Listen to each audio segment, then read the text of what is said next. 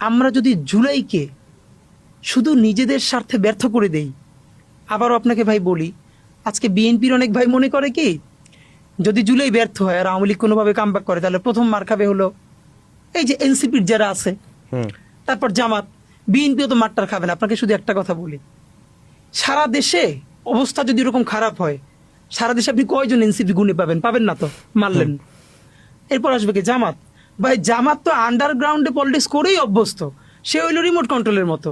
নইলে সে হাসিনার আমলে গত 17 বছর কেমনে পলিটিক্স করছে, তাই না? তার তো প্র্যাকটিস আছে। যেই দেখবে সে রিমোট কন্ট্রোল দেখবে কেউ নাই।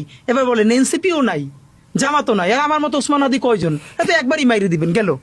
এরপর বলেন তো আওয়ামী লীগের সামনে শত্রু কে? একমাত্র বিএনপি। কারণ বিএনপির আন্ডারগ্রাউন্ড পলিটিক্স করারও প্র্যাকটিস নাই, আর তার লক্ষ লক্ষ মানুষ। আরো ভয়ঙ্কর হইল, বিএনপি যত স্টেপ নিক, এটা তো সত্য, তার তৃণমূলে লোকজন চাঁদাবাজি করছে। তো যেই আওয়ামী লীগের কাছ থেকে চাঁদাবাজি করছে তারা লিস্ট করে রাখছে না? রাখছে। তারপরে মাঠটা কে চাঁদাবাজি না, মামলাগুলো তো 95% মামলা করছে, ওরাই তো নাম আছে না? তো তারা তো বাংলাদেশেই আছে।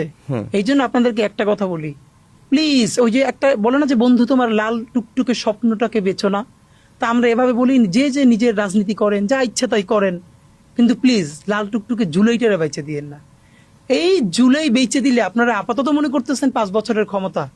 সিপাহী বিপ্লবের পরে এই পুরো জনপদের উপরে যেই ধ্বংস, যেই জাহান্নাম নাইমা আসছিল, আজকে যদি বাংলাদেশে জুলাই হেরে যায়, তাহলে কিসের এনসিপি, কিসের জামাত, কিসের বিএনপি, সব ধূলিসাৎ হয়ে যাবে। কিন্তু আফসোস হইল, দল ধূলিসাৎ হবে না, বাংলাদেশ নামক যে স্বাধীন সার্বভৌম জমিনটা, এটাকে রক্তাক্ত করে ফেলা হবে।